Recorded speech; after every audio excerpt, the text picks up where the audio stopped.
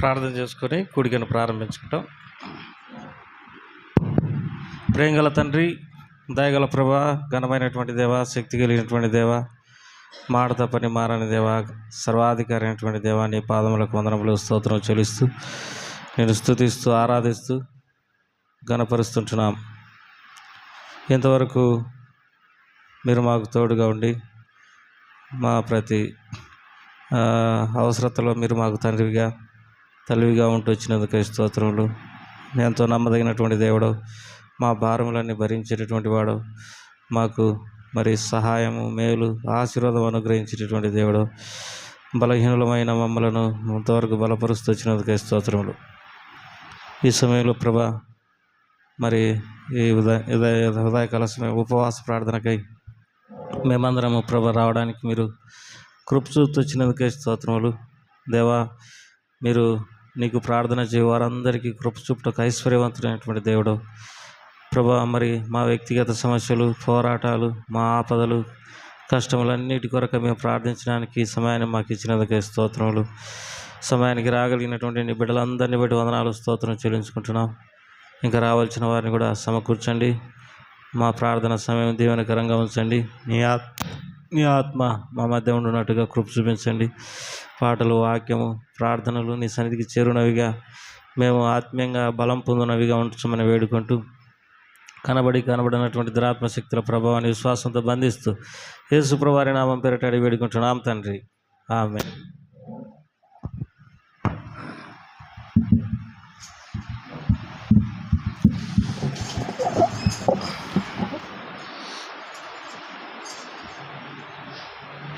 Uncle జగరన్న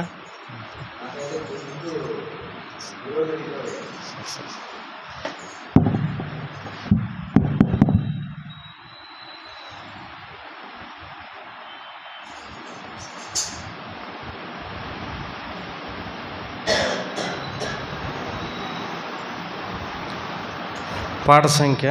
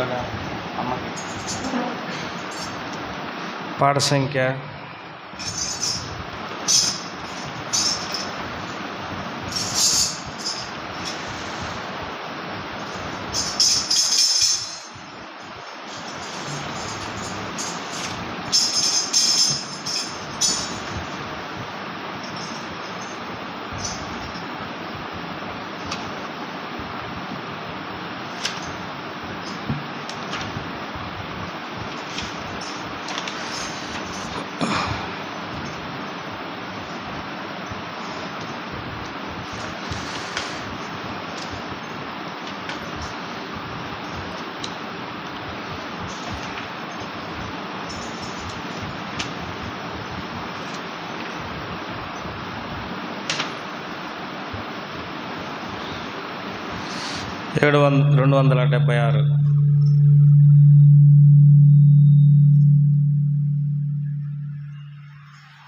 276 పాట పాడుకుంటాం.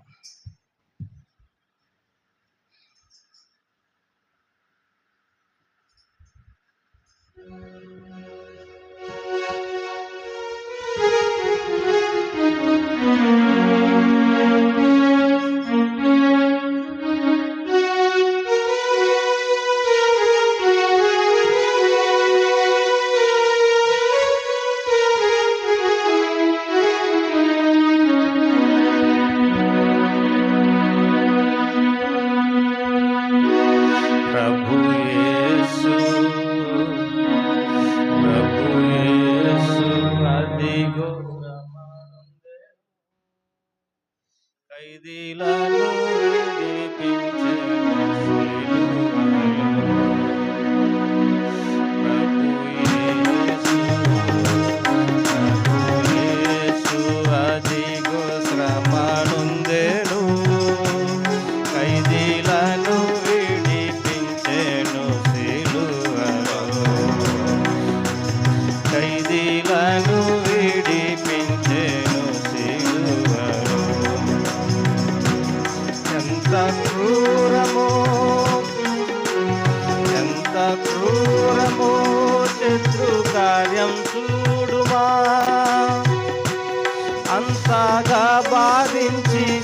మీదికెత్తిరి. అంతగా బాధించి సిలువ మీదికెత్తిరి. బాధ నుండియో ఎదురు మాటలాడక ఖైదీలను విడిపించెను సిలువలో. బాధ నుండియో ఎదురు మాటలాడక ఖైదీలను విడిపించెను సిలువలో. ప్రభు యేసు అదిగో శ్రమ నొందెను. ఖైదీలను విడిపించెను సిలువలో. ఖైదీలను విడిపించెను సిలువలో.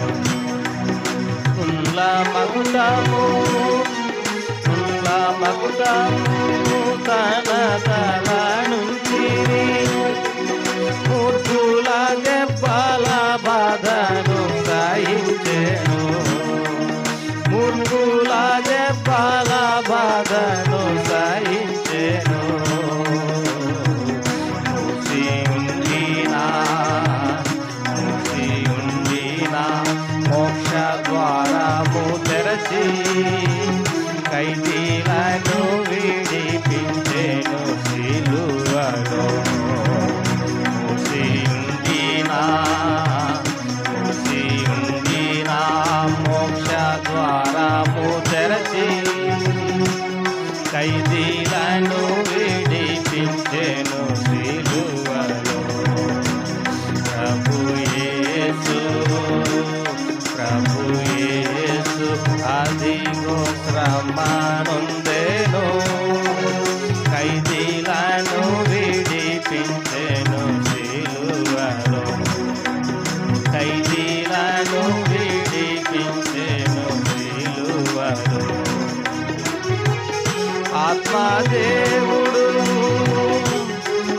ఆత్మదేవుడు ప్రత్యక్షం బాయే సిలువలో. సూర్యోదృశ్యుడై కమ్మేనంత చీకటి. సూర్యుడదృశ్యుడై కమ్మేనంత చీకటి. సార్వత్రికము గడ వనికేను.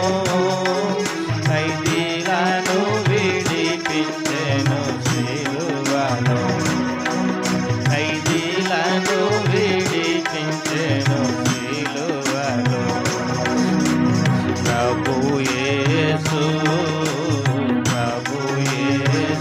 అదిగో శ్రమ నొందెను.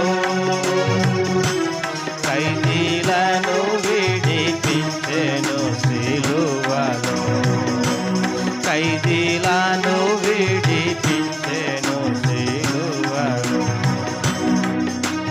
మరణించెను సమాధి నుంచబడెను.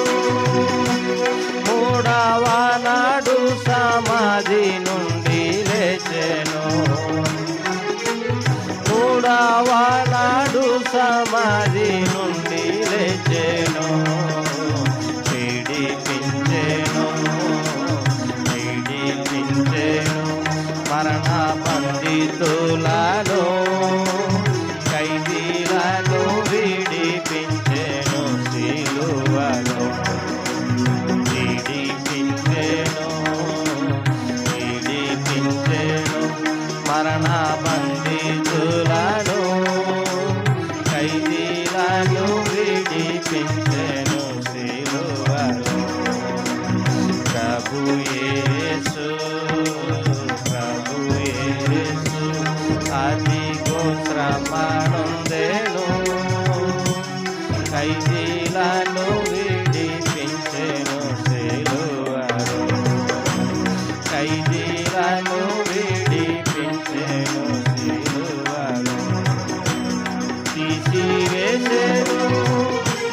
తీసివేసేను నా పాప నేరమంతయు.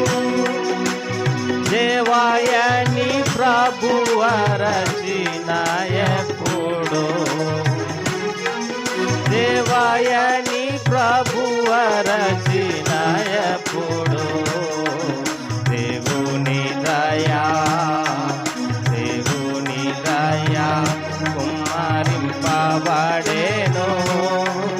ఖైదీలను విడిపించెను సిలువలో, ఖైదీలను విడిపించెను సిలువలో.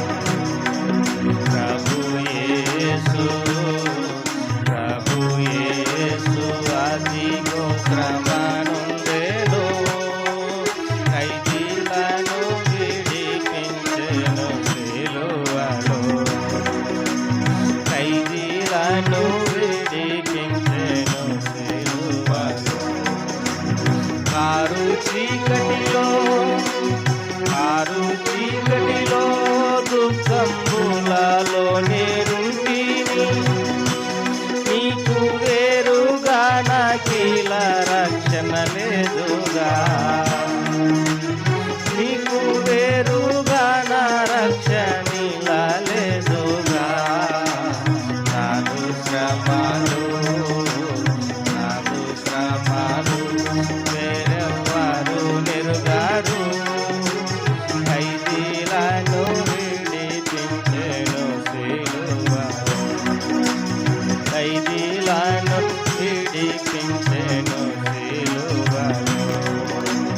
ప్రభు యేసు, ప్రభు యేసు అదిగో శ్రమనుండెను. ఖైదీలను విడిపించెను సిలువలో, ఖైదీలను విడిపించెను సిలువలో. ఇంకో పాట పాడుకుంటాం.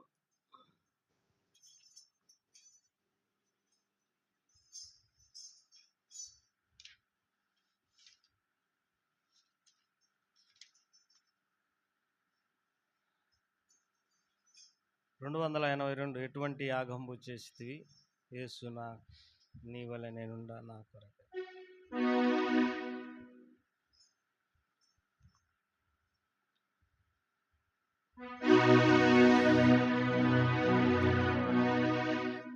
పాత పుస్తకాలలో 279.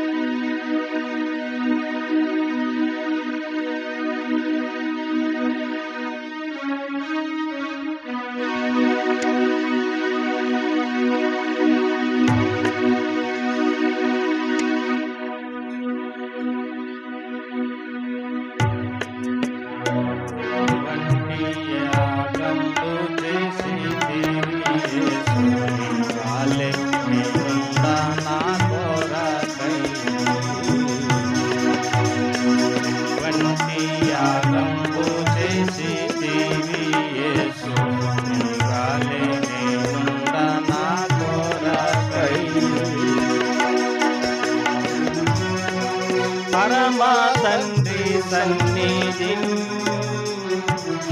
పరలోక ప్రణుతింపు విడచితివి.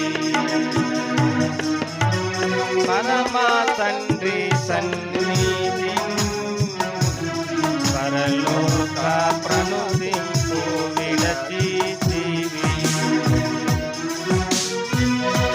పశువుల తొట్టిలో పారుండియు, పశువుల తొట్టిలో పారుండియు పరమా ప్రేమందు పేను, పరమా ప్రేమం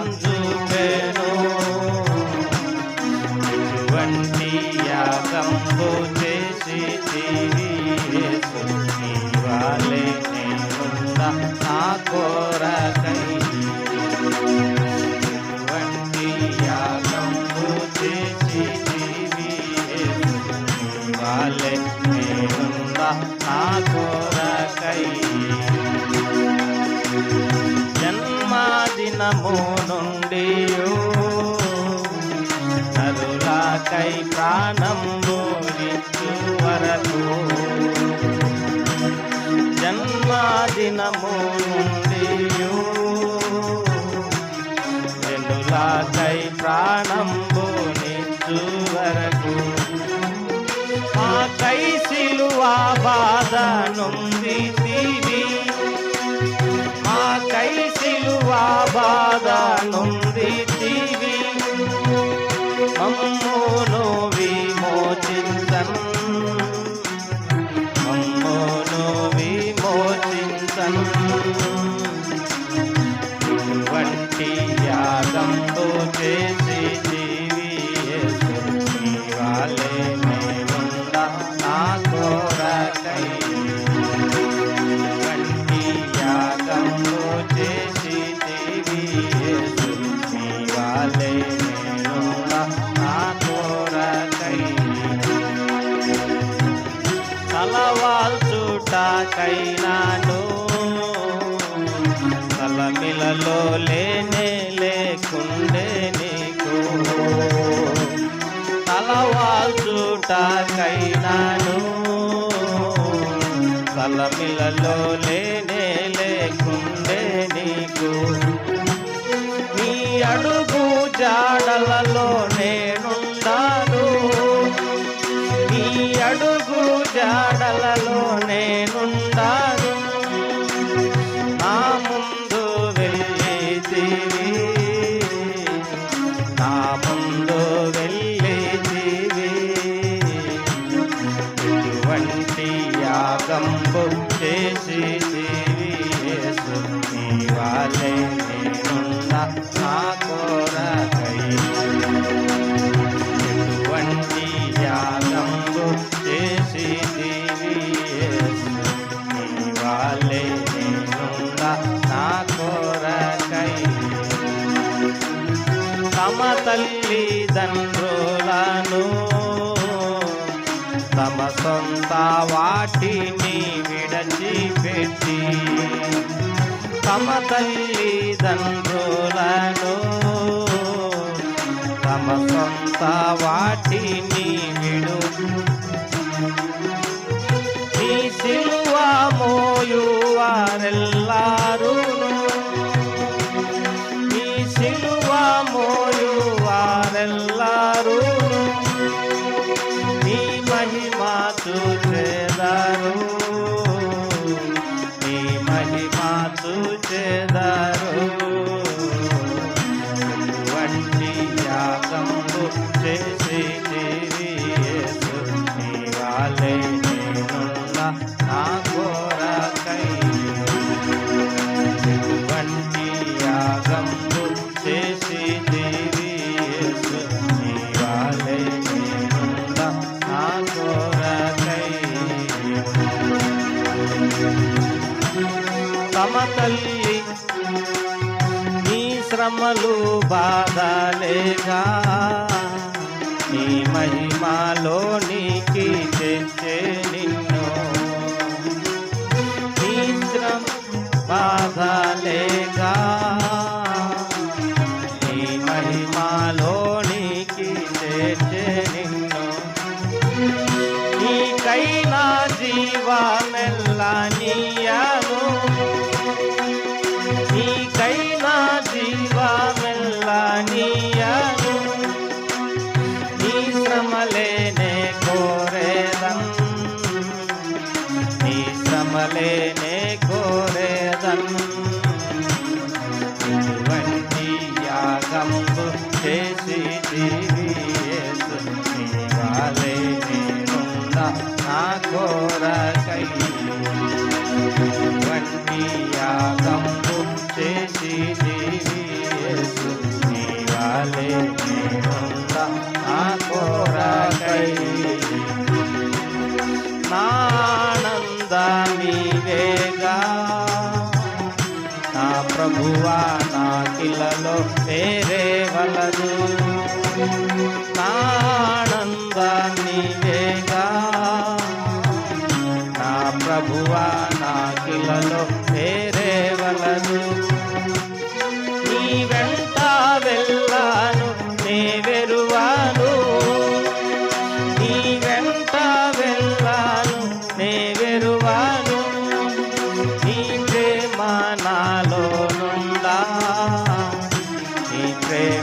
నాలో నుండా ఎటువంటి యాగంబు చేసి జీవియేసు నీ వాలే నేనుండా నా కొరకై ఎటువంటి యాగంబు చేసి జీవియేసు నీ వాలే నేనుండా నా కొరకై. చివరికి ఇంకో పాట పాడుకుంటాం. పాట సంఖ్య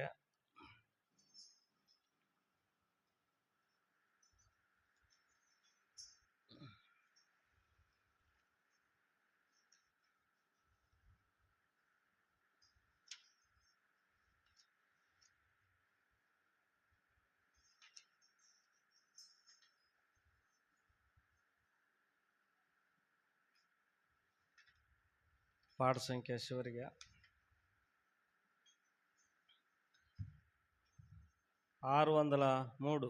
పాత పుస్తకాలలో 592. ప్రార్థించుము నీ జీవితంలో నెమ్మది సుఖం.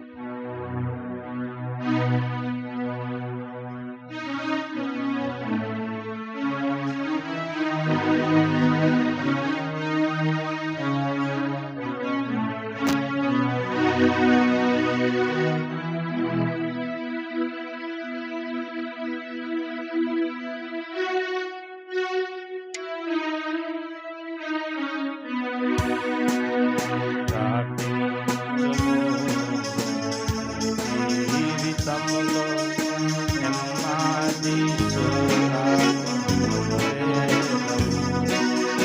ప్రార్థించుము నీ జీవితంలో నెమ్మది సుఖములుండేదవు.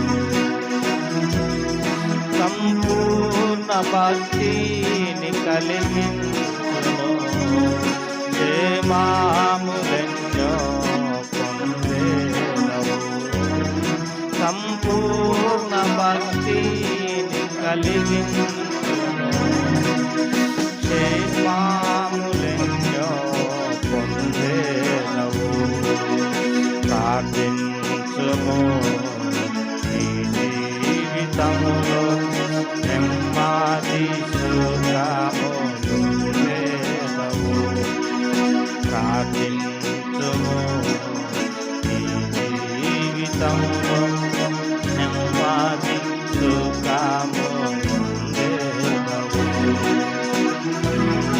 ఎడతెగక నీవు ప్రార్థించినా విసుగాక నీవు ప్రార్థించినా ఎడతెగక నీవు ప్రార్థించినా విసుగాక నీవు ప్రార్థించినా సమస్తము నీవు పొందేదావు. తప్పక న్యాయము నొందేదావు. సమస్తము నీవు పొందేదావు. తప్పక న్యాయము నొందేదావు. నీ కొరకై ప్రభువు వేచియున్నాడు.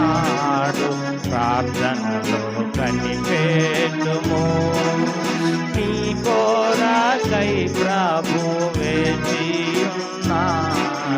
ప్రార్థనలో కనిపెట్టుము ప్రార్థించుము నీ జీవితంలో నెమ్మది సుఖములుండేదవు. ప్రార్థించుము నీ జీవితంలో నెమ్మది సుఖములుండేదవు.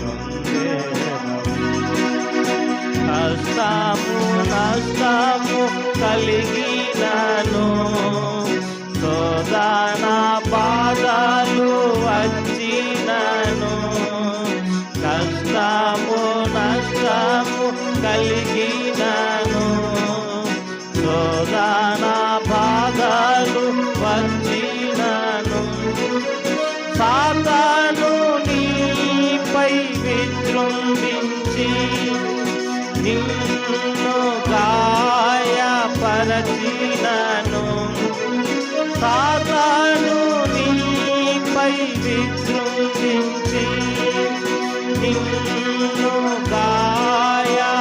గాయపరచినను భయపడకు ప్రభువే నీకు జయమునిచ్చును భయపడకు ప్రభువే నీకు జయమునిచ్చును ప్రార్థించుము జీవితంలో నెమ్మది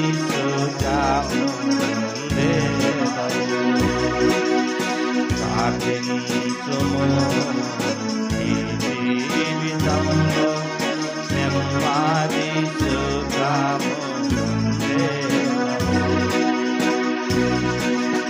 ప్రభువే మాటతో సెలవిచ్చెను మెలకువగా నుండి ప్రార్థించుమని ప్రభువే మాటతో సెలవిచ్చెను మెలకువగా నుండి ప్రార్థించుమని విశ్వాసము కోల్పోయే దినములలో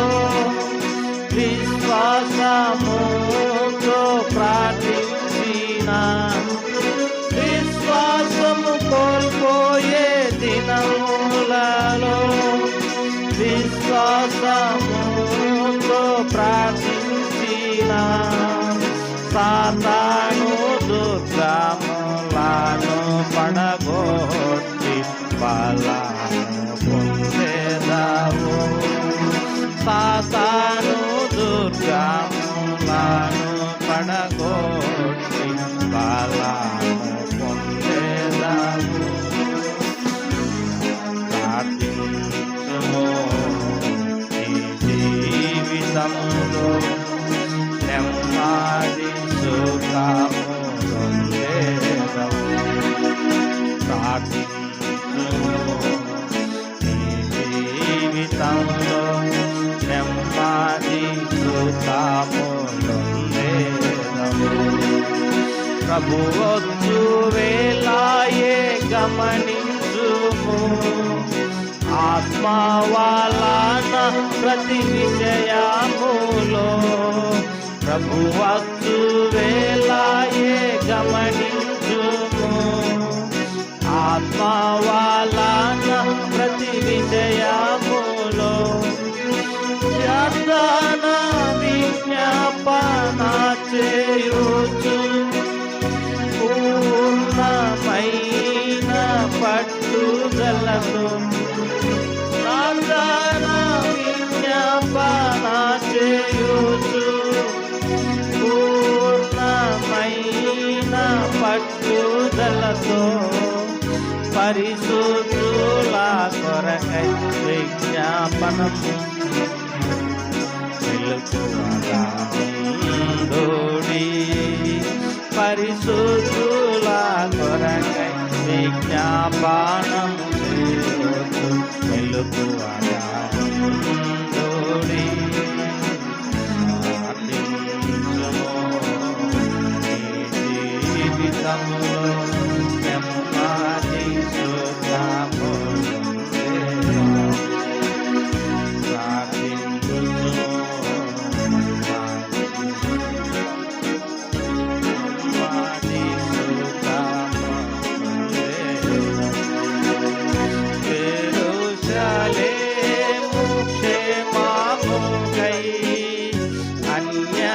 అన్యజనుల రక్షణకై యెరూషలేము క్షేమముకై అన్యజనుల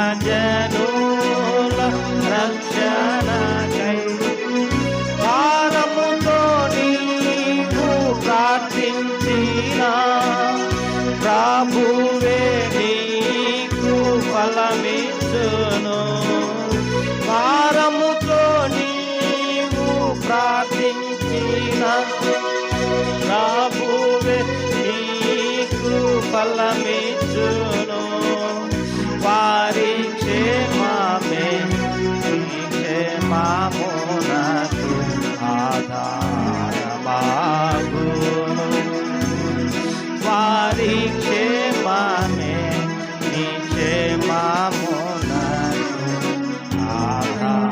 ఆధారమాగును. ప్రార్థించుము నీ జీవితములో నెమ్మది సుఖము ప్రార్థించుము జీవితములో నెమ్మది సుఖము సంపూర్ణ భక్తిని కలిగించును. క్షేమములెన్నో పొందేదము. సంపూర్ణ భక్తిని కలిగించును. క్షేమములెన్నో పొందేదము. ప్రార్థించుము నీ జీవితములో నెమ్మది సుఖము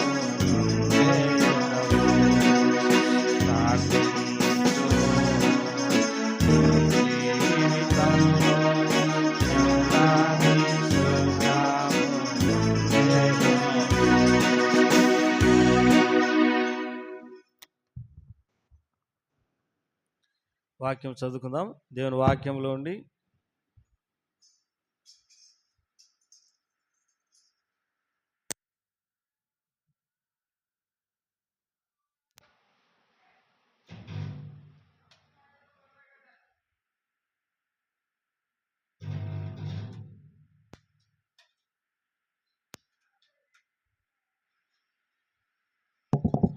దేవుని వాక్యంలో ఉండి చిన్న వాక్య భాగాన్ని ప్రార్థన కొరకై చదువుకుంటాం.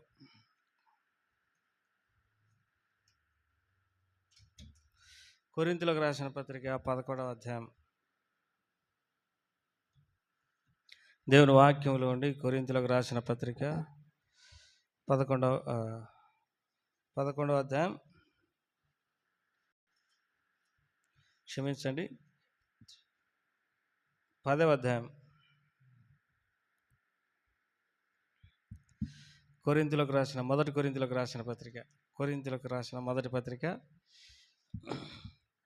10వ అధ్యాయం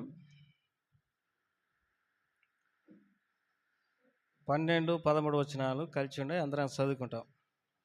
తాను నిల్చున్నానని తలంచుకునేవాడు పడకుండానట్లుగా జాగ్రత్తగా చూచుకునవలెను. సాధారణంగా మనుషులకు కలుగు శోధన తప్ప మరి ఏది మీకు సంభవింపలేదు. దేవుడు నమ్మదగినవాడు. మీరు సహింపగలిగినంతకంటే ఎక్కువగా ఆయన మిమ్మను శోధింపబడనేడు. అంతేకాదు, సహించగలుగుటకు ఆయన శోధనలో కూడా తప్పించుకునే మార్గం కలగజేయును. ప్రభు సాయం కొరకై ప్రార్థన చేసుకుంటాం.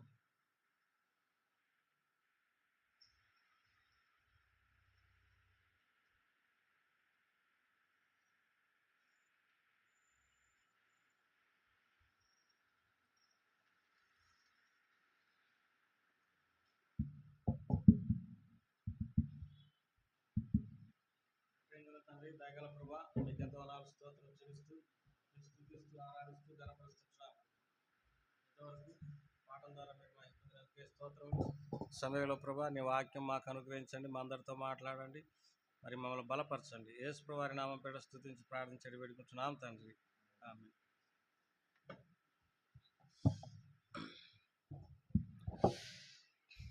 చదువుకున్న ఈ వాక్య భాగాన్ని ప్రభువారు మన కొరకై దీవించి ఆశీర్వదించునుగాక. వాక్యము కొరింథీయులకు రాసిన మొదటి పత్రికలో 10వ అధ్యాయంలో 12వ వచనము చదువుకున్నాం. తాను నిలుచున్నానని తలంచుకునేవాడు జాగ్రత్తగా చూచుకొనవలెను. అంటే చాలా మనము కొన్నిసార్లు ఈ రీతిగా అనుకుంటాం, నేను నిలబడి ఉన్నాను, నేను బాగుగా ఉన్నాను దేవునిలో అని అనుకుంటాం. అయితే పౌలు ఏమంటాడంటే కొరింథీయులకు రాసిన పత్రిక మొదటి పత్రిక 10వ అధ్యాయం 12వ వచనంలో, తాను నిల్చున్నానని తలంచుకునేవాడు పడకుండానట్లుగా జాగ్రత్తగా చూసుకునవలెను. చదవండి ఎవరైనా ఒకరు. చరణ్ చదువు. మొదటి కొరింథీయులకు రాసిన పత్రిక 10:12. ఆ, ఆ, ఆ. అంటే మనము మరి పడిపోకుండా జాగ్రత్తగా చూసుకోవాలి. ఆ, జాగ్రత్తగా చూసుకోవాలి. బైబిల్లో ఏమన్నదంటే మనం పోరాడున్నది మనుషులతో కాదు, ఆకాశ మండలం అందున్న దురాత్మల సమూహంతో పోరాడుతున్నాము. కాబట్టి లోకముతో పోరాడుతున్నాం, సాతానుతో పోరాడుతున్నాం, శరీరముతో పోరాడుతున్నాం. మనకు శత్రువులు ఎంతమంది అంటే లోకము శత్రువే, సాతాను శత్రువే, మన శరీరం మనకు శత్రువే. అందుకే మరి మనం పడిపోకోకుండా జాగ్రత్తగా చూసుకోవాలి. పడిపోకోకుండా జాగ్రత్తగా చూసుకోవాలి. బైబిల్లో కొంతమంది భక్తులు వారు మరి ఎంతో గొప్ప భక్తులైనప్పటికీ వాళ్ళు కొన్నిసార్లు పడిపోయి వారి జీవితంలో ఎంతో నష్టాన్ని తెచ్చుకున్నారు.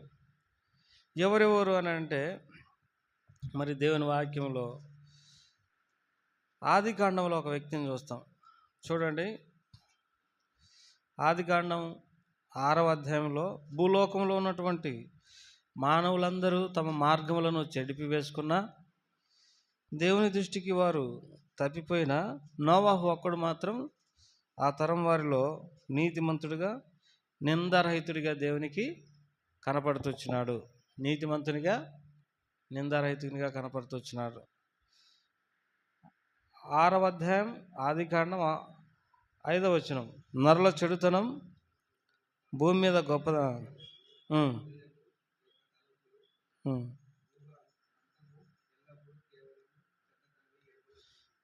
మానవులందరూ కూడా ఆ కాలంలో ఉన్నటువంటి నోవాహు కాలంలో ఉన్నటువంటి మనుషులందరూ కూడా ఏమైనారనంటే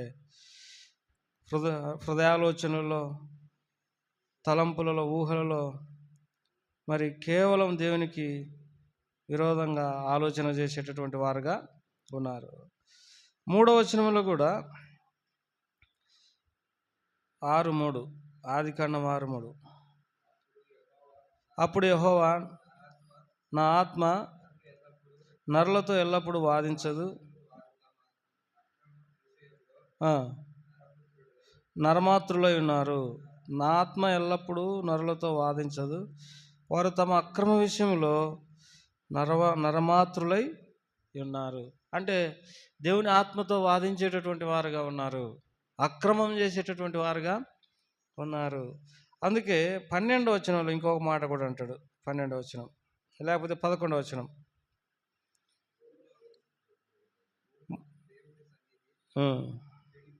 భూలోకం దేవుని సన్నిధి చెడిపోయి ఉండెను, బలత్కారంతో నిండి ఉండెను. దేవుడు భూలోకమును చూసినప్పుడు అది చెడిపోయి ఉండెను, భూమి మీద సమస్త శరీరులు తమ మార్గములను చెరిపి వేసుకునేవి. అంటే మరి ఒక నోవాహు మాత్రమే మంచివానిగా కనబడుతొచ్చినాడు.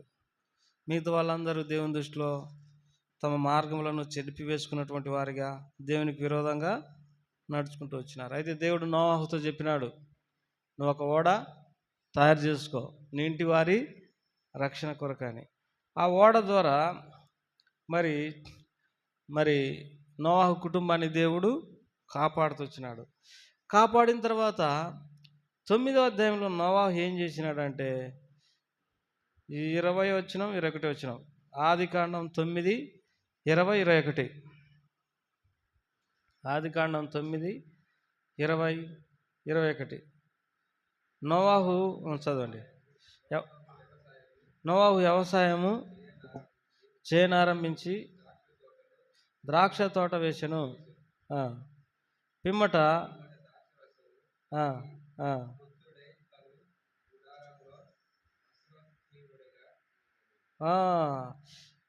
నోవాహు వ్యవసాయం చేయనారంభించి ద్రాక్ష తోట వేసిండు.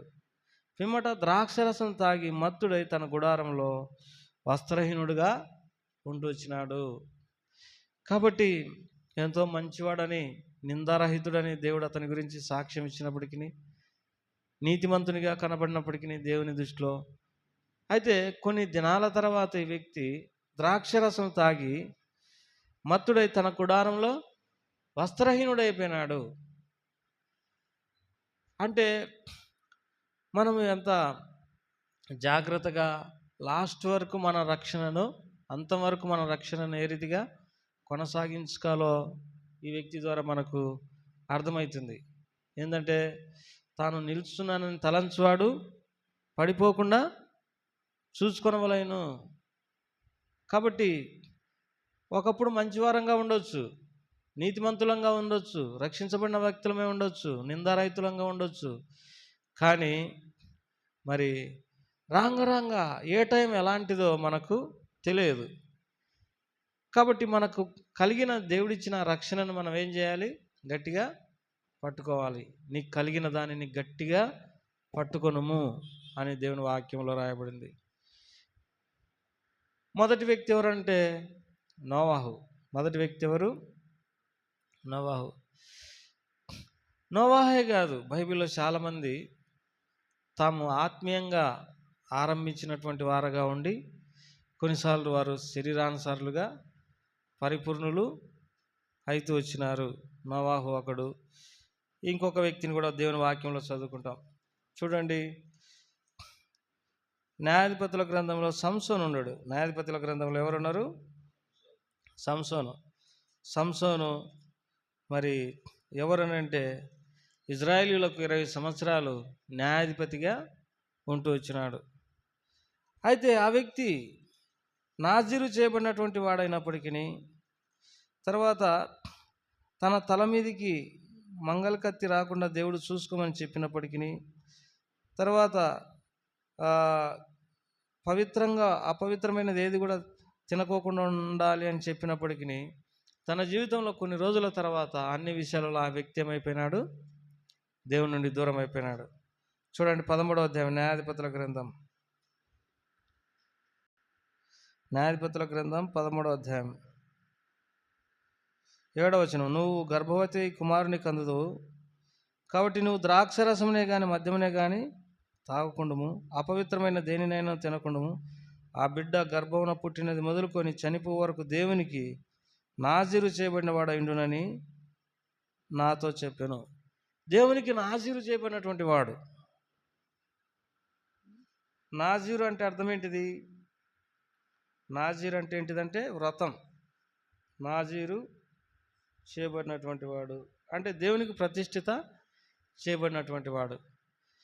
అంటే ఎంతో మంచివానిగా ఉండాలి ఆ వ్యక్తి. అపవిత్రమైనది ఏది కూడా తినకూడదు.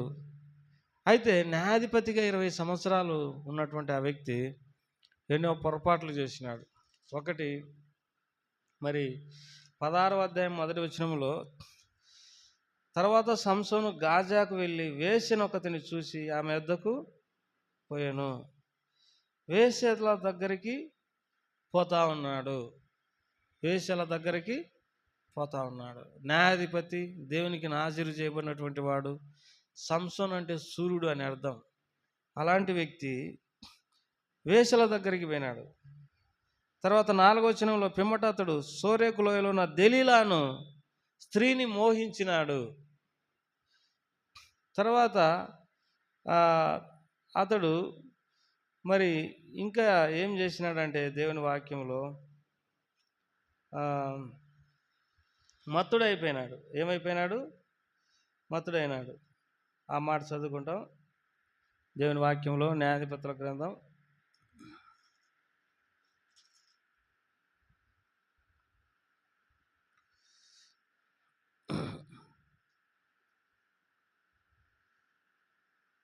'ఈ మాట చదువుకుంటాం. మొత్తం మీద ఎక్కడో ఉంది ఆ వ్యక్తి మత్తుడు కూడా అయిపోయినాడు. కాబట్టి తాను ఎంతో మరి దేవునికి నాజీరు చేయబడినటువంటి వాడైనప్పటికీ, తర్వాత మరి న్యాయాధిపతిగా ఉన్నప్పటికీ తాను అనేక తప్పులు చేస్తూ వచ్చినాడు. ఆ కారణాన్ని బట్టి మరి ఏం జరిగిందంటే దేవుడు అతన్ని ఎడబాయాల్సి వచ్చింది. చూడండి, ఆ మాట చదువుకుంటాం. న్యాయాధిపతుల గ్రంథం 16వ అధ్యాయం 21 వచనం. లేకపోతే 20 వచనం. ఆమె సంసోను ఫిలిష్తీయులు నీ మీద పడుచున్నారనగా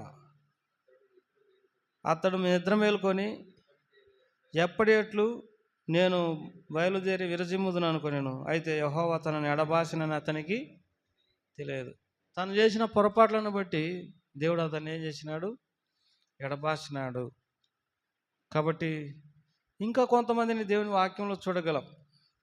వారు మరి కొన్నిసార్లు ఆత్మీయంగా ఉండడానికి బదులుగా నష్టపడుతూ వచ్చినారు.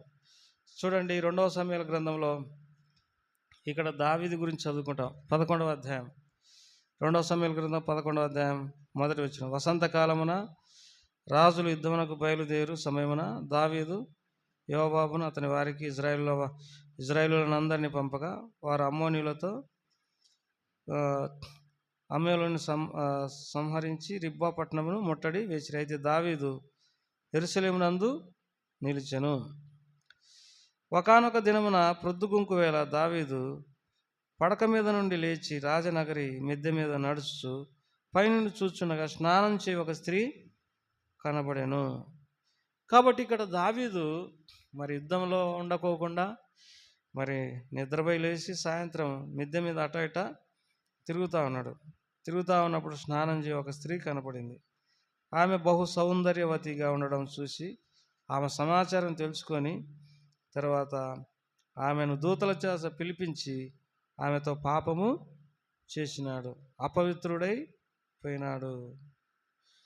కాబట్టి దావీదు ఎంతో దేవునికి హృదయానుసారుడు, దేవుని ఆలోచన నెరవేర్చేవాడు, దేవుని చిత్తమంతా నెరవేర్చేటటువంటి వాడు, గొప్ప భక్తుడు.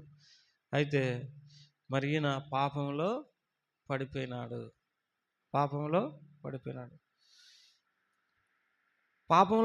ఎంతగా అంటే ఆ వ్యక్తి దేవుని నమ్ముకున్న కారణాన్ని బట్టి, దేవుడు విషయాలన్నీ తెలిసి కూడా పాపం చేసిన కారణాన్ని బట్టి మరి దేవుడు ఆ వ్యక్తిని సంపదలిచి ఉండెను.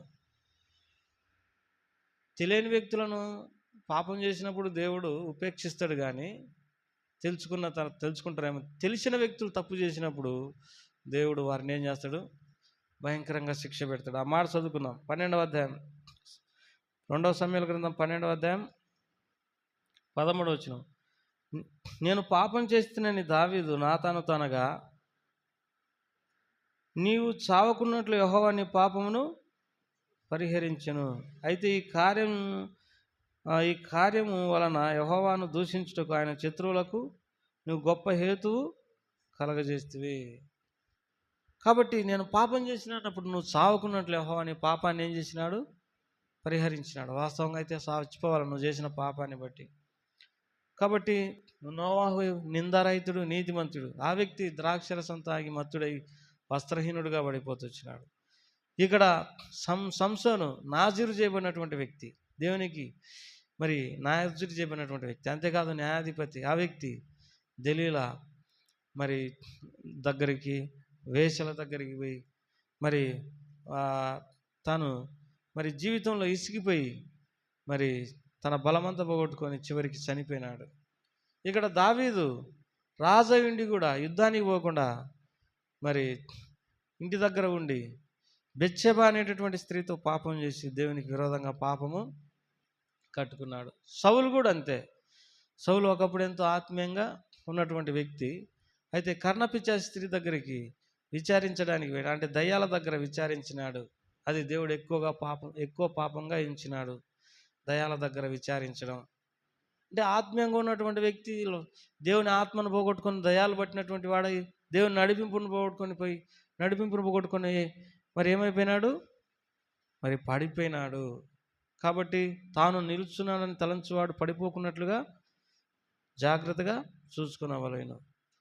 మనము ఎప్పుడు పడిపోతామో తెలియదు. మనం జాగ్రత్తగా ఉండాలి. మనం పడిపోకోకుండా మనం జాగ్రత్త పడుతూ ఉండాలి. మనకు శత్రువులు ఎవరంటే శరీరము, లోకము, సాతాను.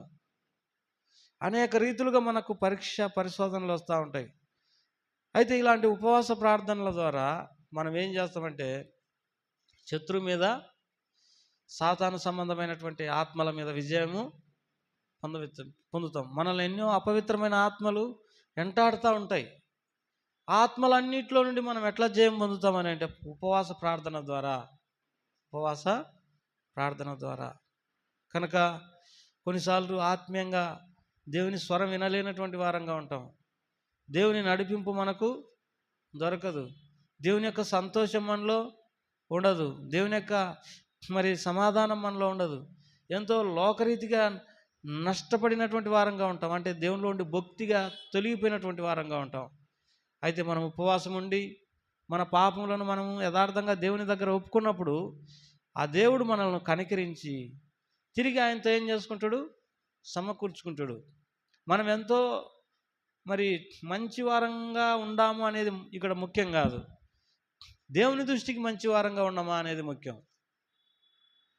ప్రతి వారం ఏమనుకుంటాం? నేను మంచిగానే ఉన్నా, ప్రజలు నా గురించి మంచివాడని అంటారు. లేకపోతే రకరకాల పేర్లు ప్రజలు మనకు పెట్టవచ్చు. కానీ మనం మనుషుల దృష్టిలో మంచివారం కాదు. దేవుడు మెచ్చుకుని వాడే ధన్యుడు. దేవుడు మెచ్చుకుని వాడే దేవుడు. దేవుడు మనకు సాక్ష్యం ఇవ్వాలి. దేవుని ఆత్మ మనం కలిగి ఉండాలా. దేవుని యొక్క సన్నిధి మనలో ఉండాలా, మనకు ఉండాలా. దేవుని సంతోషం మనలో ఉండాలా.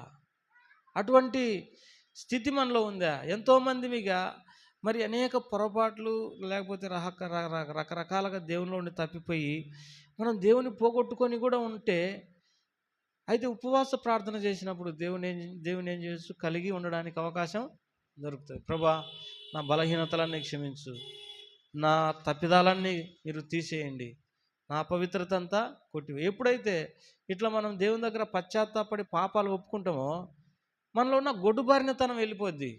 దేవుని యొక్క సహాయం మనకు దొరుకుతుంది. దేవుని యొక్క జీవం మనలో ఉంటుంది. కాబట్టి ముఖ్యంగా దేవుని ప్రజలైనటువంటి వారు తాము పడిపోయిన స్థితిని దేవుని దగ్గర ఏం చేయాలి? ఒప్పుకోవాలి.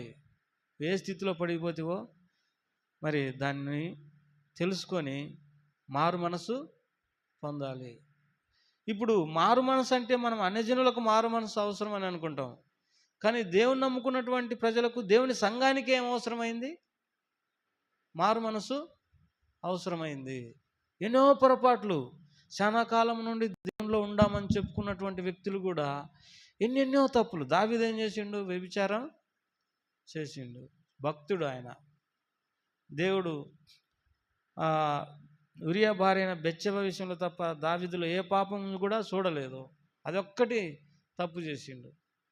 తర్వాత సౌలు ఎంతో ఆత్మీయుడు. దేవుడు అందుకే ఆ వ్యక్తిని రాజుగా నియమించినాడు. అయితే ఆ వ్యక్తి చివరికి దయ్యాల దగ్గరికి పోయి విచారించినాడు. దేవుని ఆత్మను పోగొట్టుకున్నాడు. దయ్యము తనకు పట్టింది. ఎంతో నష్టపడినాడు. నోవాహు ఎంతో మంచివాడు. 120 సంవత్సరాలు ఓడగట్టిండు, ఓడను తయారు చేసిండు. అలాంటి వ్యక్తి ద్రాక్షరసం తాగి వస్త్రహీనుడైపోయినాడు. సంసోను నాజీరు చేయబడినటువంటి వ్యక్తి దిలీల దగ్గరికి పోయి పానం పోగొట్టుకున్నాడు. ఎవరము నిలకడగా ఉంటాము అని ధైర్యంగా ఉండడానికి లేదు. బహు జాగ్రత్తగా ఉండాల్సిందే. తాను నిల్చున్నానని తలంచువాడు పడిపోకుండా చూసుకోవాలి. పడిపోయినప్పుడు కొన్నిసార్లు కొంతమందికి పడిపోయినట్టుగా కూడా అనిపించదు. తప్పులు చేస్తున్నా కానీ తప్పు చేసినట్టుగా అనిపించదు. అయితే మనం తప్పు చేస్తున్నాము, దేవుని పోగొట్టుకుంటామని కొన్ని విషయాలు ఉంటాయి. ఏంటంటే మనతో దేవుడు మాట్లాడు. దేవుని స్వరం విని ఎన్ని సంవత్సరాలు అయింది, ఎన్ని రోజులైంది అనేది మనం గుర్తెరగాల. దేవుని సన్నిధి ఉండదు, ఒక్కరంగా ఉన్నట్టుంటుంది. ఒక్కరంగా ఉన్నట్టుంటుంది. దేవుని యొక్క సమాధానం కూడా హృదయంలో ఉండదు. దేవుని యొక్క సంతోషం కూడా ఉండదు. తర్వాత అన్నిటికంటే గొడ్డుబారినతనం ఉంటుంది. ఆశీర్వాదాలు ఉండవు. గొడ్డుబారినతనం వచ్చిపోతూనే ఉంటాం, కానీ హృదయంలో నిజమైన పశ్చాత్తాపం లేని కారణాన్ని బట్టి గొడ్డుబారినతనం ఉంటుంది. కాబట్టి ఇప్పుడు మనతో కూడా దేవుడు ఉండాలని అంటే మనం ఏం చేయాలి? ఉపవాస ప్రార్థనకు వచ్చినాం. శ్రేష్టమైనటువంటి ప్రార్థన ఇది. ఏ ప్రార్థన? శ్రేష్టమైనటువంటి. ప్రభా, నాకు నువ్వు ఏదైతే పాపం చూపిస్తావో అదంతా నేనేం చేస్తా? ఒప్పుకుంటా. ఏ పాపమైనా నేను దాన్ని విడిచిపెడతా. తద్వారా నేను ఫలించాలని, నా జీవితం ఫలభరితంగా ఉండాలని కోరుకుంటుంది. ఏ పాపమైనా సరే నన్ను కనికరించమని ప్రభు దగ్గర ఏం చేద్దాం, వేడుకుందాం. ప్రభు అటువంటి కృప దయచేయను గాక. కొన్ని ప్రాముఖ్యమైన ప్రకటనలు జ్ఞాపకం చేసుకున్న తర్వాత మనం ప్రార్థన చేసుకుంటాం. మరి అన్నిటికంటే ఇప్పుడు మనం చేయాల్సిన ప్రార్థన ముఖ్యమైన అంశం ఏంటంటే, నిన్న కూడా ఫిలిప్ అన్న చెప్పిండు, ప్రతిరోజు ప్రార్థన చేసే వాళ్ళతో ప్రార్థన చెప్పి స్థలం విషయంలో అన్నాడు. ఏ విషయంలో? స్థలం విషయంలో. అది మనం పోనీయకూడదు. ఏమన్నాడు? పోనీయకూడదు. ఎట్ట లేదన్న అడ్వాన్స్ కూడా ఇచ్చినాం, అయితే మరి దాన్ని మనం పోనీయకూడదు. ఎట్లేదన్నా స్వాధీనము చేసుకోవాలి. ఎందుకంటే మనకు చిన్న మందిరం అవుతుంది, బీబీఎస్, సిస్టర్స్ మీటింగు, రకరకాల కూడికలు పెట్టుకోవడానికి, ఈ తర్వాత భవిష్యత్తులో యూత్ క్యాంపులు, సేవకుల మీటింగులు, ఇట్లాంటివన్నీ ఉంటాయి. ఇట్లాంటివన్నీ పెట్టుకోవాలంటే ఇది సరిపోదు. మనకు సరిపోతుంది అంతే, వేరే వాళ్ళకి అవకాశం లేదు. ఇది హెడ్ క్వార్టర్ అవుతుంది మందిరం. కాబట్టి 60 లక్షలకైతే మాట్లాడుకున్నాం. ఇందాక 5 లక్షల తర్వాత నువ్వు అడగవద్దు, మేము ఇచ్చినప్పుడే తీసుకోమని చెప్పినాం. కాబట్టి వీటన్నిటి విషయంలో మనం ఏం చేయాలి? ప్రార్థన చేయాలి. మనం ఏం చెప్తామంటే, కొన్నిసార్లు నేను కూడా చెప్తా ఉంటా, దేవుడు సర్వశక్తి కలిగినటువంటి వాడు, గొప్పవాడు అని. అసలు తీరా మనం ఆ అనుభవంలోకి వచ్చేటానికి ఎంత కష్టమైతాయో. మాటలు అనేవి ఈజీగా చెప్పొచ్చు. మాటలు అనేవి దేవుడు గొప్పవాడు, దేవుడు సర్వశక్తి కలిగి, అసలు దానిలోకి దూకినప్పుడు ఎంత భయం అనేది ఉంటుంది, లేకపోతే ఎంత మరి దేవుని కృప కొరకు కనిపెట్టుకొని ఆ పని ఎట్లా నెరవేర్చాలో అనే దాని విషయంలో ఎక్కేస్తే కష్టం. నేను అనేది ఏంటంటే, ఇంకొక ముఖ్యమైన విషయం, పాటలు పాడినంత ఈజీ కాదు భక్తి లేకపోతే విశ్వాస జీవితం. వాక్యం చెప్పినంత ఈజీ కాదు. కానీ దేవుని వ్యక్తిగతంగా దేవుని సహాయం పొంది దేవుని కార్యాలు చూడడం అంటే అది గొప్ప పోరాటం, విశ్వాసం కలిగి ఉండాలి. కాబట్టి ప్రభు ఆ రీతిగా మనకు సహాయం చేయండి. ముఖ్యంగా స్థలం విషయంలో కూడా జ్ఞాపకం చేసుకోండి. మీ సొంత విషయాలకు కూడా మీరు ప్రార్థన చేయండి. ప్రార్థన చేసుకోండి.